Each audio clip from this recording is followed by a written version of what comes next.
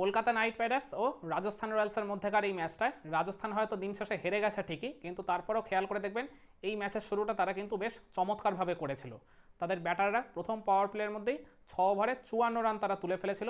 কেকেআরের বোলারদের কিন্তু ওই জায়গায় তারা বেশ ভালো মতোই নাভিশ্বাস তুলে দিয়েছিল, কিন্তু তারপরেও আস্তে আস্তে তারা ম্যাচে পেছতে থাকে ক্রমাগত, আর যার ফলে দিন শেষে তারা কেকেআরের কাছে বেশ বাজেভাবে বিধ্বস্ত হয়ে আর কি ম্যাচটা হেরে যায়। তো ঠিক কোন কোন কারণে রাজস্থান এই দিন মানে ভালো শুরু করা সত্ত্বেও কেকেআরের কাছে ম্যাচটা হেরে গেল, চলুন সেগুলো নিয়ে আজকের এই ভিডিও অ্যানালিসিস করা যাক। খেয়াল করে দেখবেন রাজস্থান রয়্যালসের দুই ওপেনার জয়সওয়াল আর সঞ্জু স্যামসন শুরুটা কিন্তু বেশ চমৎকার করেছিলেন। তারা ওপেনিং জুটিতে ওই জায়গায় 33টা রান তুলেও ফেলেছিলেন। ইনিংসের 4th ওভারে যখন বৈভব আরোরা বল করতে এলেন, তার প্রথম 3 বলে কিন্তু ওই জায়গায় 7 রান তুলেও ফেলেছিলেন ওই সঞ্জু স্যামসন। একটা চমৎকার বাউন্ডারি মেরেছিলেন ওই পয়েন্ট অঞ্চল দিয়ে। কিন্তু এরপর সঞ্জু মানে আরেকটু আর কি এক্সাইটেড হয়ে তাকে মানে ডাউন দ্য উইকেটে এসে একটা বড় শট খেলতে গেলেন, স্টেপ আউট করেছিলেন, কিন্তু বৈভব আরোরা ওই জায়গায় চমৎকার আর কি লেংথের ভ্যারিয়েশন করলেন।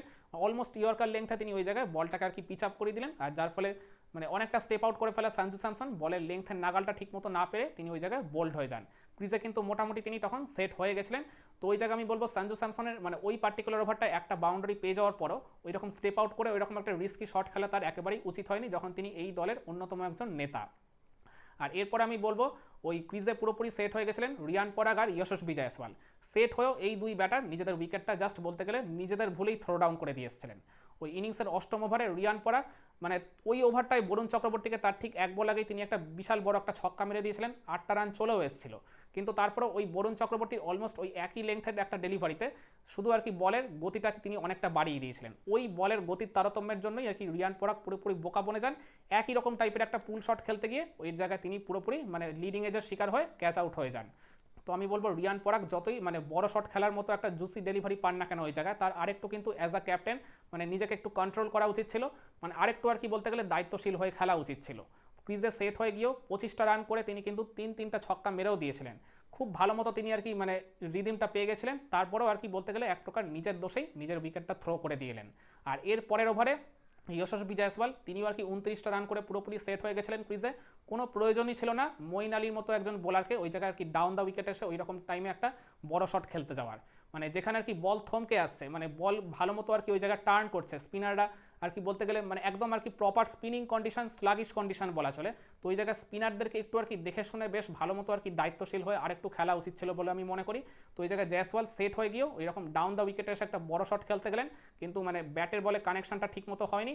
টো এন্ডে লাগায় আর কি ওই জায়গায় তিনি ওই লং অন ফিল্ডার ওই হর্ষিত রানার হাতে ক্যাচ দিয়ে 29টা রান করে আউট হয়ে যান। তো ওই ইনিংসের 8ম আর 9ম এই দুই ওভারে এই দুই আর কি সেট ব্যাটার রিয়ান পরাগ আর ওই যশস্বী জয়সওয়ালের উইকেটটা হারানোর জন্য আমি মনে করি মানে রাজস্থান রয়্যালস কিন্তু ম্যাচ থেকে অনেকটাই আর কি তখন ব্যাকফুটে চলে গেছিল। আর তার উপর বাড়তি অ্যাডিশন হিসেবে এর পরের দুইটা ওভারে মানে 10ম আর 11তম ওভারে ওই হাসারাঙ্গা আর ওই মানে নীতিশ রানা এই দুই উইকেটও আবার চলে যায়। এই দুজনকেও আর কি ফেরান ওই বরুণ চক্রবর্তী আর মঈন আলী। তখন আর কি বলতে গেলে যেটুকু আর কি মানে জয়সওয়াল আর রিয়ান পরাগের উইকেটটা হারিয়ে রাজস্থান যেটুকু ব্যাকফুটে চলে গেছিল, এই মানে পরের দুটো উইকেট হারিয়ে তারা বলতে গেলে টোটালি একবারে ভেন্টিলেশনে চলে গেল এই ম্যাচে। 82 রানের মধ্যে তারা 5-5টা উইকেট হারিয়ে ফেলে মাত্র 11 ওভারের মধ্যে। তখনও আর কি 54 বলের খেলা বাকি, 9টা ওভার বাকি, যেখান থেকে আর কি আরও মানে ব্যাটাররা বিধ্বংসী হয়ে উঠবে বা আর কি বলতে গেলে তাদের মানে ইনিংসগুলোকে সেকেন্ড বা থার্ড গিয়ারে শিফট করবে। তো সেই জায়গা থেকে আর কি মানে তাদের মিডিল অর্ডার বা লোয়ার মিডিল অর্ডার একেবারে ভেঙে চৌচির হয়ে যায়। তো এই জায়গাগুলো আমি মনে করি মানে মানে এই যে মাঝের 4টা ওভার মানে 8, 9, 10, 11 এই 4 ওভারে মঈন আলী আর বরুণ চক্রবর্তী যে 4টা গুরুত্বপূর্ণ উইকেট তুলে নিয়েছিলেন ওই মাত্র 15 রানের মধ্যে, এটা আমি মনে করি রাজস্থান রয়্যালসের ম্যাচ হারের সবচেয়ে বড় কারণ। ইভেন আমি এইটাকেই টার্নিং পয়েন্ট হিসেবে তখন তুলে ধরেছিলাম। আর এরপর আমি বলবো এই বরুণ চক্রবর্তী আর মঈন আলী তারা ইনিংসের ওই আর কি 7ম ওভার থেকে মানে 13 নম্বর ওভার এই 7টা ওভার বল করে তারা খরচ করেছিলেন মাত্র 38 রান আর তুলে নিয়েছিলেন গুরুত্বপূর্ণ 4টা উইকেট। এই যে মাঝের যে গুরুত্বপূর্ণ মিড ওভার্সে যেখানে কিন্তু মানে সিঙ্গেলস ডাবলস নিয়ে স্ট্রাইক রোটেশন করা বলুন কিংবা বড় শট খেলা বলুন, সব রকমের ভারসাম্য মেনটেন করতে হয় ওই ব্যাটারদের। তো এই জায়গাতে আর কি তারা এত ভালো বোলিং করলেন, মানে তাদের বোলিং ইকোনমিটা ছিল 5.5-এর মতো আর তুলে নিয়েছিলেন 4টা গুরুত্বপূর্ণ উইকেট, মানে সবটাই আর কি বলতে গেলে মিডিল অর্ডার বা লোয়ার মিডিল অর্ডারের গুরুত্বপূর্ণ ব্যাটারদের উইকেটটা। তো এই তাদের ওই বিধ্বংসী স্পেলটাও ডেফিনেটলি রাজস্থানের ম্যাচ হারের অন্যতম একটা বড় কারণ।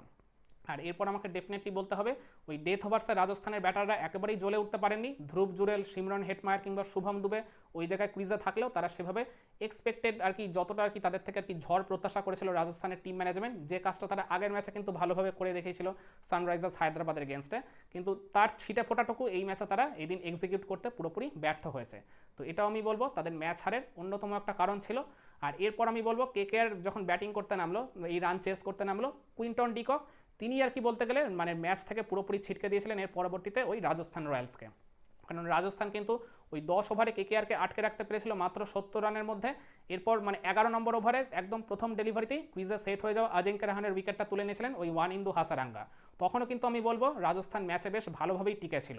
কিন্তু এরপর ওই কুইন্টন ডিকক আর আঙ্কুশ রঘুবংশীর মধ্যে যে অনবদ্য অপরাজিত 83 রানের পার্টনারশিপটা গড়ে ওঠে, এইটাই আর কি বলতে গেলে দিন শেষে মানে রাজস্থানকে আর ম্যাচেই দাঁড়াতে দেয়নি।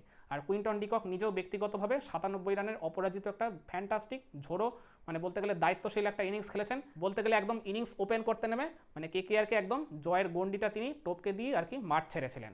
মানে দায়িত্ব নিয়ে পুরোই আর কি একদম ইনিংসটা আর কি তিনি নিজেই ক্যারি করেছেন। মাল্টিপল নাম্বারস অফ ছক্কা মেরেছেন, বাউন্ডারি মেরেছেন, রাজস্থানের বোলারদেরকে নিয়ে তিনি জাস্ট একবারে ছিনিমিনি খেলেছেন।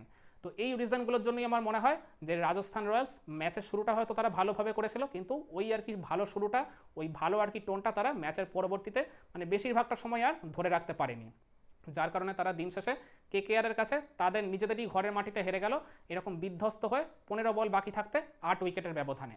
একমত হবেন আমার সাথে? আপনারাও কি মনে করেন ঠিক এই কারণগুলোর জন্যই রাজস্থানকে এই ম্যাচটা এরকম বাজেভাবে বিধ্বস্ত হয়ে হারতে হলো কেকেআরের কাছে? কমেন্টে জানান।